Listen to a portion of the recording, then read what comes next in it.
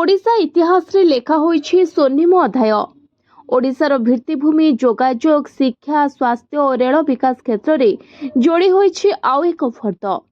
दिनिकिया गस्त अवसर में बड़ उपहार देइछन्ति प्रधानमंत्री नरेंद्र मोदी।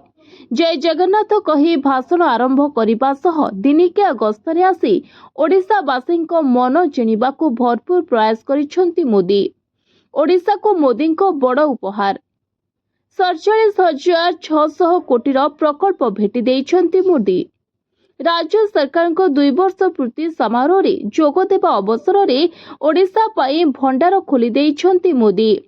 राष्ट्रपति जन्म माटीरू ओडिशा को एकाथरके 47,000 कोटी टंकार प्रकल्प भेटी देइछन्ति। सभा मंचरू राज्यर विभिन्न स्थान रे हेबाकु थिबा 11टी नुआ प्रकल्पर शिलान्यास और 60टी प्रकल्पर लोकार्पण करिछन्ति। 811 कोटीर रास्ता और सेतु मध्य प्रदान करा जाइछि।